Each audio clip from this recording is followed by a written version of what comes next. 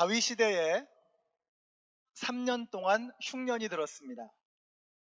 우리에게도 때로 흉년이 찾아올 때가 있죠. 때로는 그게 너무 길어서, 너무 무거워서 원망의 마음이 들고 또 다 포기하고 싶은 그런 마음이 들 때가 있습니다. 여러분은 지금 어떤 흉년을 만나고 계십니까? 어떤 문제가, 어떤 어려움이 여러분에게 있습니까? 신분의 문제, 혹은 경제적인 문제, 또 정신이나 몸의 건강의 문제, 관계의 문제, 혹은 가정의 문제. 우리는 살면서 여러 가지 흉년을 만나고 살아갑니다. 제가 10년 전에 교회를 개척했을 때, 그때부터 신분의 문제로 고생하시는 가정이 있었습니다. 그동안 얼마나 힘드셨을까를 생각해 보면 정말 짐작도 되지 않습니다. 근데 지난 주일에 말씀하시더라고요. 목사님, 저희 이번 주에 영주권에 지장 찍으러 가요. 눈물이 나도록 감사했습니다. 중간에 포기하고 한국으로 돌아가야 할 상황이었지만 포기하지 않고 끝까지 견뎌주신 게 감사했고, 이쯤 되면 하나님 원망하고 튕겨나갈 법도 한데 끝까지 버텨주신 것이 너무 감사했습니다. 사랑하는 성도 여러분, 흉년은 끝날 때가 있습니다. 흉년이 끝나면 풍년이 시작하는 것입니다. 우리가 살면서 사망의 음침한 골짜기를 지나갈 때가 있습니다. 분명한 것은 그 사망의 음침한 골짜기가 반드시 끝나는 자리가 있다는 것입니다. 사망의 음침한 골짜기가 끝이 나면 이제 우리 앞에 쉴 만한 물가, 푸른 초장이 펼쳐지게 되는 것입니다. 오늘 여기 나오신 우리 모든 성도님들, 여러분에게 흉년이 들었다고 할지라도, 어려운 문제가 여러분을 짓누르고 있다고 할지라도 중간에 포기하지 마시고 멈추지 마시고 끝까지 그 흉년을 뚫고 지나가실 수 있는 저와 여러분이 되시기를 바랍니다.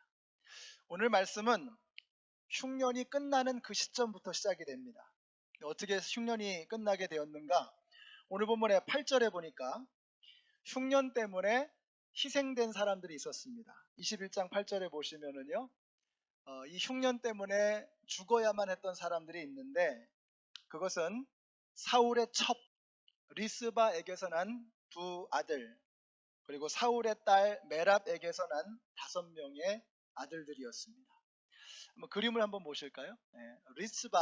리스바라고 번역을 했는데요. 이 리스바라고 하는 여인입니다. 이 7명이 나무에 달려서 죽었는데 이게 자기 죄로 죽은 게 아닙니다. 아버지의, 그리고 할아버지의 죄 때문에, 사울의 죄 때문에 이 사람들이 죽게 된 겁니다. 사울은 이미 죽었습니다. 근데 죽어서까지도 그 자손들에게 고통과 죽음을 안겨주는 사람이었습니다. 저는 여러분이 자손들에게 죽음과 고통을 물려주는 사람들이 아니라 생명과 기쁨을 흘려보내줄 수 있는 그런 사람들이 되시기를 축복합니다. 여기 나오는 이 리스바라고 하는 여인은 사실 사울의 정실 부인이 아니었고요, 첩이었습니다.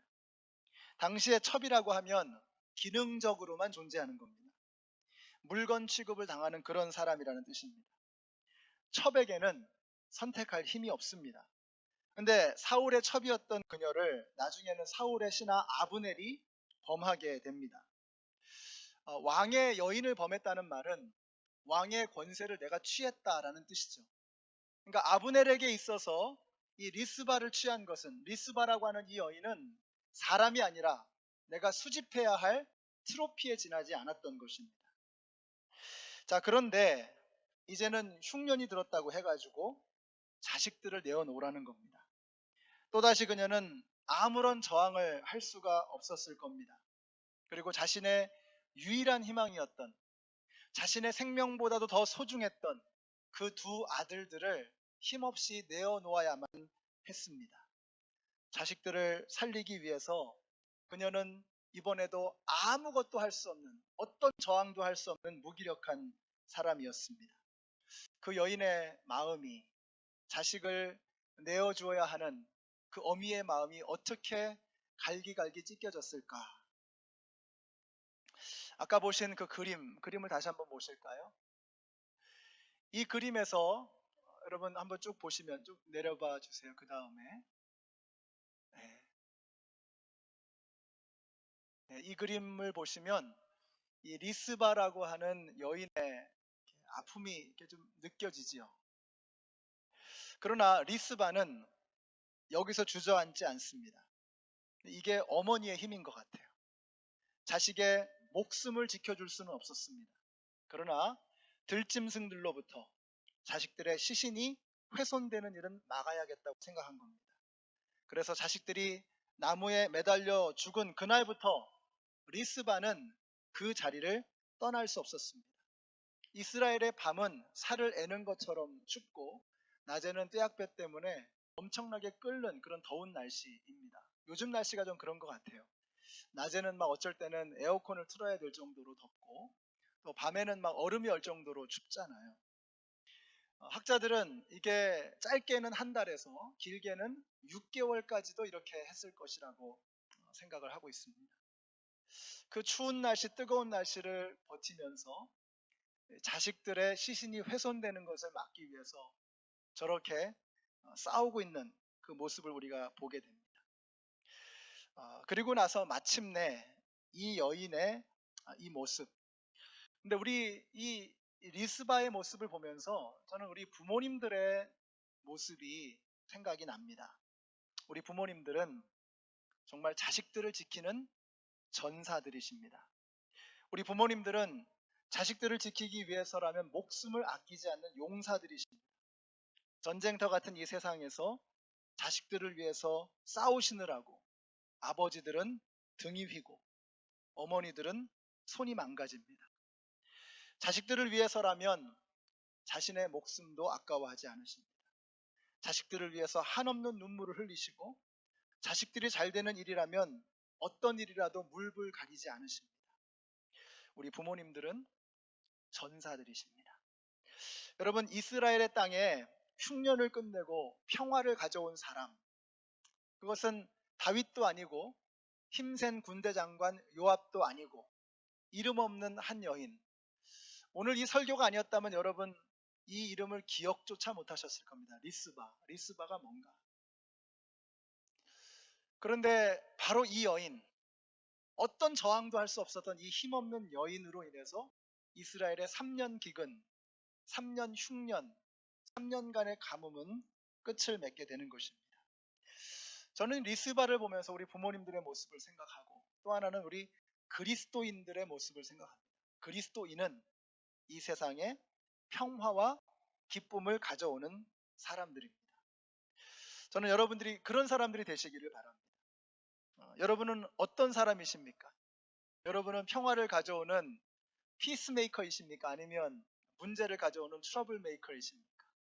여러분이 어디 가면 야 됐다 이제 살았다 이런 분이세요? 아니면 여러분이 어디 가면 이제 망했다 이제는 글렀다 이런 사람이십니까?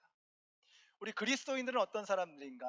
여러분 아브라함을 향해서 하나님께서 말씀하시죠. 너는 복의 근원이다. 너는 복이다. Thou shall be a blessing. 너는 이 세상을 향한 내가 주는 축복이야 라고 하나님께서 그렇게 말씀해 주셨어요. 저는 여러분이 이 땅에 얹어주신 하나님의 축복이 되시기를 바랍니다.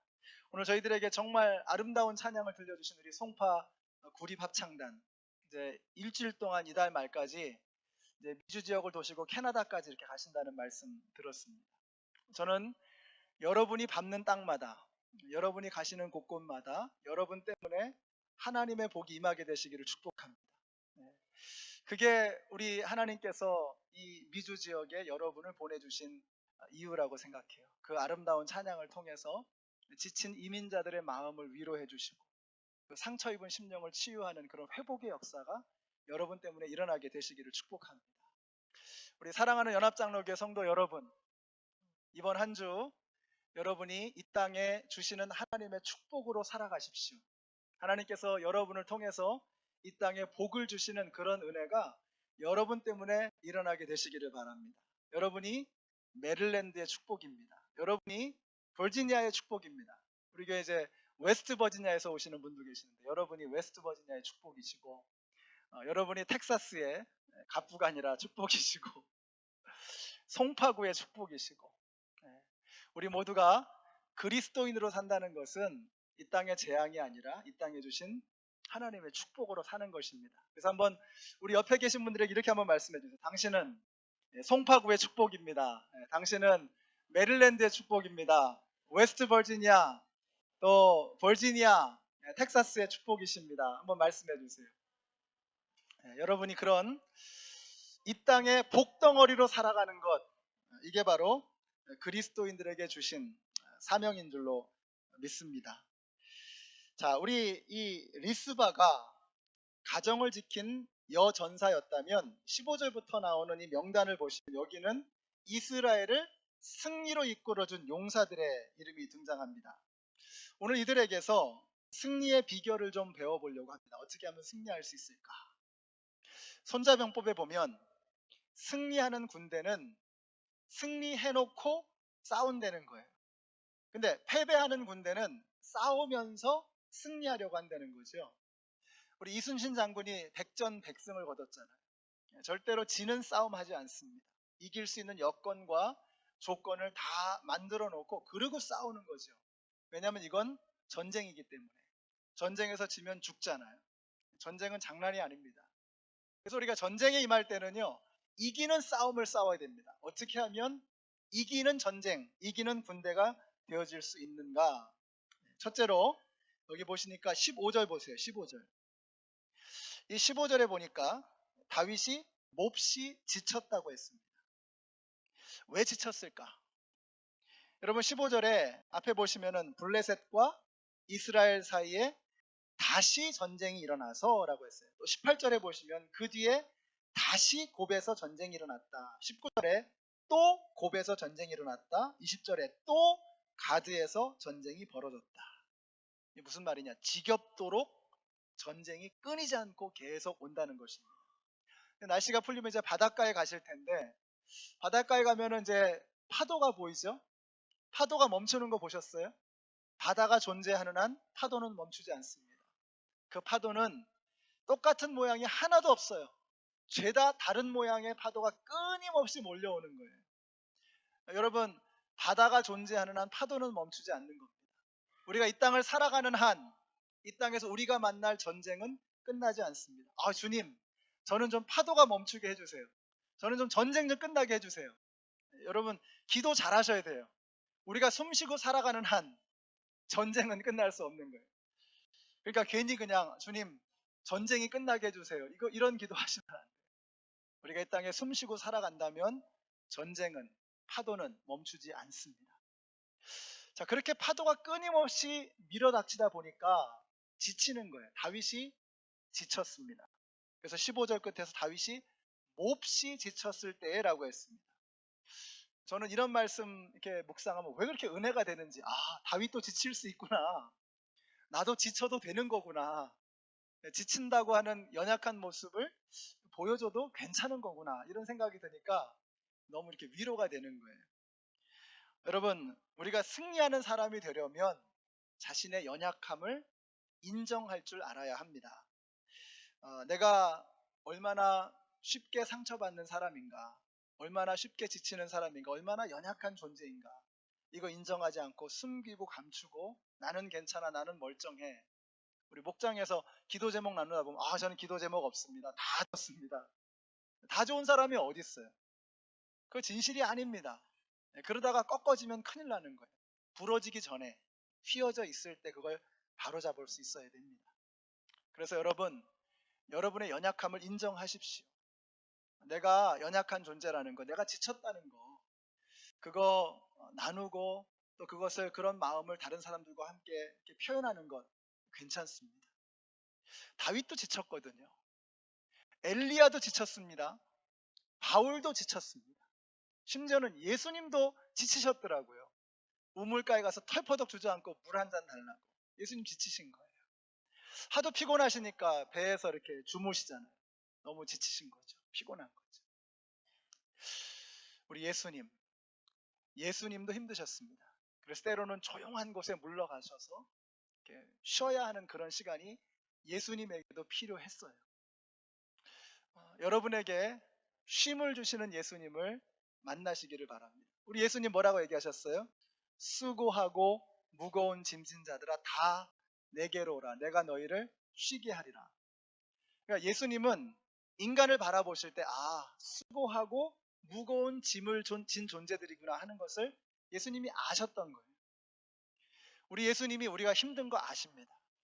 이민 생활이 얼마나 피곤하고 힘든 일인가. 또 한국에서 살아가는 삶이 얼마나 힘든 일인가. 우리 주님께서 우리의 피곤함을, 우리의 곤함을 주님이 알고 계세요. 그래서 다 내게로 오라고, 내가 너희를 쉬게 하겠다고 말씀하시는 거예요. 저 우리 연합장로교회가 그런 좀 쉼이 있는 그런 교회가 되었으면 좋겠습니다. 여러분이 예수님의 가슴이 되셔서 여러분을 만나는 사람들이 여러분 때문에 쉼을 얻는 그런 일들이 일어나게 됐으면 좋겠어요. 이번 주에도 이제 여러분은 많은 사람들을 만나게 될 것입니다. 여러분이 예수님의 가슴이 되십시오. 그래서 다 내게로 오라고, 내게 와서 쉬라고. 여러분에게 오면 쉼을 얻을 수 있고 위로를 받을 수 있고 치유를 받을 수 있는 이런 일들이 저와 여러분을 통해서 일어나게 되시기를 바랍니다. 우리가 지칠 수 있다는 거. 그래서 그 지치고 힘든 것을 목장에 가서 우리 목장 식구들과 함께 나누고 거기서 위로받고 용기를 얻고 힘을 얻고 그리고 다시 일어나서 주님께서 우리에게 주시는 일들을 감당해 나가야 하는 것입니다. 자, 이렇게 나의 연약함을 인정하는 것이 너무나 중요합니다. 저도 지칠 때가 있습니다. 그래서 옛날에는 전 지치면 안 되는 줄 알았어요. 목사가 지치면 어떻게 그게 은혜가 안 되고 덕이 안 되고. 그런데 솔직히 말해서 지칠 때가 있더라고요. 저도 지칠 때 찾아가는 그런 분이 계셨습니다. 네, 소천하셔서 더 이상 계시지 않는 어른 목사님이 계시는데 너무 보고 싶습니다. 그래서 요즘에는요, 제가 이렇게 힘들고 지치면 물론 제 아내한테 기대기도 하지만 우리 장로님들 찾아갑니다. 장로님 밥 사주세요. 맛있는 거 사주시는 장로님들 계세요. 또 제가 이렇게 대접해드리기도 하고 또 목장에 가면 그렇게 힘이 나요. 그래서 목장에 가서 이렇게 나누는 모습 보면 저한테 이렇게 힘을 주고 에너지를 주는 것 같아요. 쉼이 있는 그런 목장, 쉼이 있는 그런 교회, 또 쉼이 있는 그런 가슴이 되어야 되겠습니다. 이렇게 우리가 내가 연약한 존재라고 하는 것을 인정하게 되면 그때 비로소 우리는 팀 사역이 가능해지는 거예요. 나 혼자 못하는 거구나 하는 게 깨달아지는 것입니다. 자, 그래서 다윗이 싸우다가 지쳐가지고 아주 위험한 지경에 빠졌어요. 그때 어떻게 하죠? 17절 보세요. 그러자 스루야의 아들 아비새가 그 블레셋 사람을 쳐 죽이고 다윗을 보호하였다. 이 나라는 다윗 혼자서 이끌어가는 나라가 아니었던 겁니다. 다윗도 지칠 때가 있었습니다. 그래서 함께 힘을 모아야 됩니다. 그래서 오늘 명단에 보시면 다양한 사람들이 등장을 해요. 16절 보세요. 아비새가 이스비브놉이라고 하는 사람을, 이 거인을 죽였습니다. 또 18절에 보니까 십부개가 삽이라고 하는 거인을 물리쳤고 19절에 보시면 엘하난이 골리앗을 물리칩니다. 아마도 이 거인들 중에 골리앗이라고 하는 이름이 인기가 있었나 봐요.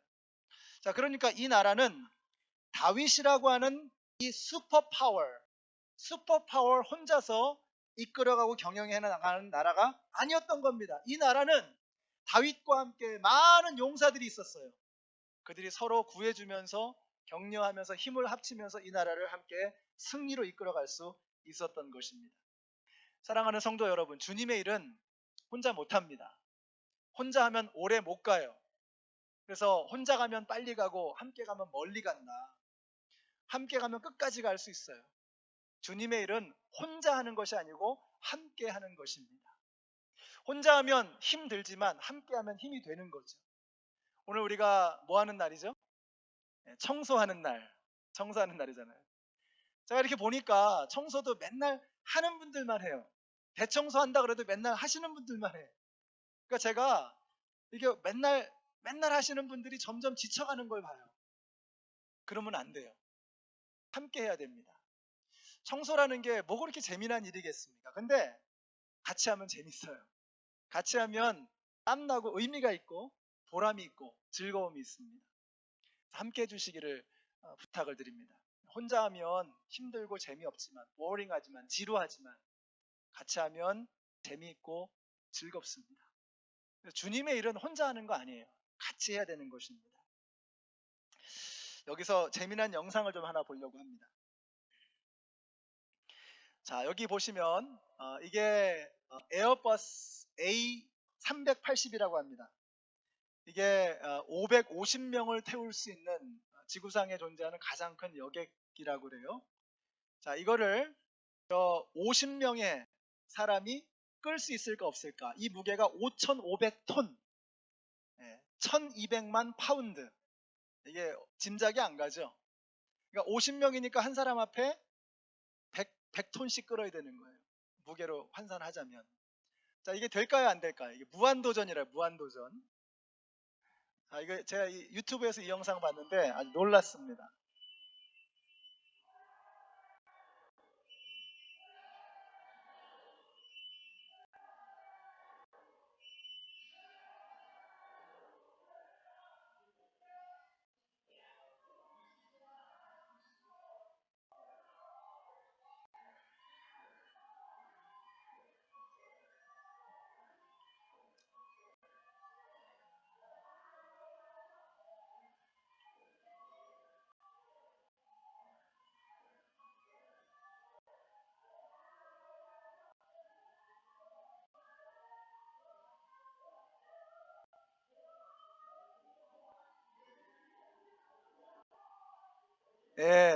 예, 됐습니다. 예, 주체할 수 없는 기쁨 보이시죠? 청소도 같이 하면 주체할 수 없는 기쁨이 임할 줄로 믿습니다. 함께하는 겁니다. 주님의 일은 혼자 하는 게 아니고 함께하는 것이다. 여러분 기억하시기 바래요.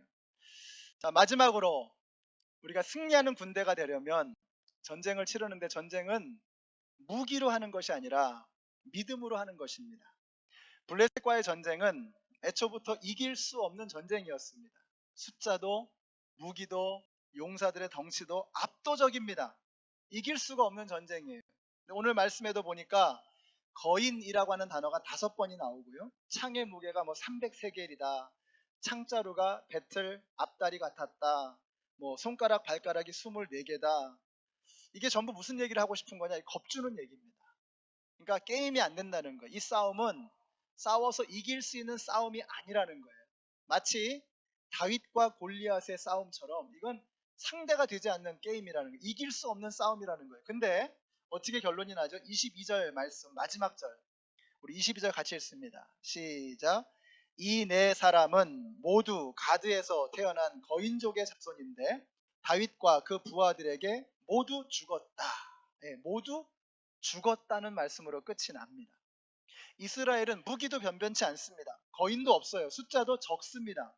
그런데 다 이겼습니다. 거인들이 다 죽었습니다. 이유는 하나입니다. 전쟁을 무기로 싸운 것이 아니라 그들의 믿음으로 싸웠던 것입니다. 사랑하는 성도 여러분, 전쟁은 무기가 아니라 믿음으로 하는 것을 믿으시기 바랍니다. 전쟁은 내 능력이 아니라 하나님의 능력으로 하는 것을 믿으시기 바랍니다. 그러니까 내가 싸우려고 할 때, 내 능력으로 하려고 할 때 그 전쟁은 패할 수밖에 없는 거예요. 그러나 하나님의 능력으로 내 안에 있는 예수 그리스도를 향하는 믿음으로 싸우면 그 전쟁은 반드시 승리할 수 있는 줄로 믿으시기 바랍니다. 아시리아가 예루살렘을 포위하고 집어삼키려고 할 때 히스기야가 이렇게 선포합니다. 같이 한번 읽어보실까요? 시작. 강하고 담대하라. 아시리아의 군대를 보고 두려워하거나 놀라지 말라. 우리와 함께 하시는 분은 아시리아의 왕보다 더 크시다. 아시리아의 왕에게 있는 것은 군대의 힘뿐이다. 그러나 우리에게는 우리를 도우시고 우리를 대신하여 싸우시는 여호와 하나님이 계신다. 아멘이십니까? 우리 하나님은 아시리아보다 크신 것을 믿으시기 바랍니다. 우리 하나님은 여러분이 지금 가지고 있는 그 문제보다 더 크신 것을 믿으시기 바랍니다. 그러니까 여러분의 힘으로 여러분의 능력으로만 하려고 하지 마세요. 그걸 하나님께 내어 맡기는 것입니다. 두려워하지 마세요. 하나님께 맡기면 전쟁에 승리하는 길이 열리게 되는 것입니다. 금주의 암송 구절, 우리 설교 노트 바로 밑에 있습니다. 한번 보세요. 암송 구절 설교 노트 아래에 있는데 같이 한번 읽어보실까요? 시작. 군대가 나를 치려고 애워싸도 나는 무섭지 않네. 용사들이 나를 공격하려고 일어날지라도 나는 하나님만 의지하려네. 이건 다윗이 부른 노래입니다. 다윗의 노래예요. 여러분, 다윗이 무섭지 않네라고 했습니다. 왜 이렇게 노래했을까요? 왜 무섭지 않네라고 선포하죠? 무서우니까. 무서우니까. 왜 다윗이라고 무섭지 않겠습니까? 나는 하나님만 의지하려네. 왜 그러죠? 하나님만 의지하는 게 너무 어려우니까 선포하는 거예요. 주님, 제가 하나님만 의지하겠습니다. 여러분, 우리가 이 세상을 살면서 우리를 죽일 것처럼 달려드는 두려운 문제들을 수도 없이 만납니다. 그러나 거기서 두려워하지 마십시오. 여러분 안에 계신 분이 세상보다 크시고 여러분의 문제보다 크신 것을 믿으시기 바랍니다. 세상의 모든 환경과 여건이 주님을 의지하기에는 너무 어렵고 부담스럽게 만드는 그 많은 일들이 있어요. 그때 선포하십시오. 제가 주님만을 의지하겠습니다. 주일 예배가 뭡니까? 여러분, 여기 왜 나오신 거예요? 예배를 통해서 하나님께 영광 돌리지만 하나님께서 우리에게 주시고자 하는 게 있어요. 여기서 우리가 해야 되는 게 있어요. 선포하는 겁니다. 주님, 제가 두려워하지 않겠습니다. 주님, 제가 세상을 주님의 손을 의지하고 살겠습니다. 제 힘으로, 제 능력으로, 제 믿음, 제 재주로 살지 않겠습니다. 하나님이 주시는 힘으로, 하나님이 주시는 능력으로 승리하겠습니다. 이걸 선포하는 것이 바로 오늘 주일날 우리가 함께 주님 앞에서 해야 되는 일인 것입니다. 오늘 여러분이 그런 담대함과 그런 믿음의 능력을 가지고 이 자리를 나서게 되시기를 축복합니다. 전쟁은 믿음의 힘으로 하는 것입니다. 무기가 아니고 무기력이 아니라 전투력이 아니라 믿음의 능력으로 하는 것입니다.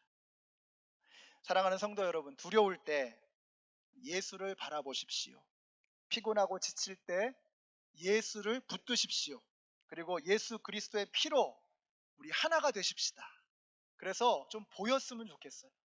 힘들고 어려운 사람들이 좀 우리의 눈에 들어왔으면 좋겠어요. 우리는 힘 있는 사람, 굉장한 사람, 대단한 사람, 그래서 교회가 필요한 사람들을 굉장히 귀하게 여깁니다. 그러나 주님은 그렇지 않아요. 주님은 교회가 필요한 사람이 아니라, 그래서 재주 있고 능력 있고 힘 있는 사람, 대단한 사람이 아니라 교회를 필요로 하는 사람, 교회 아니면 예수님 아니면 소망이 없는 사람, 주님은 그런 사람을 VIP로, 그런 사람을 가장 소중한 영혼으로 안아주시고 맞이해 주시는 거예요.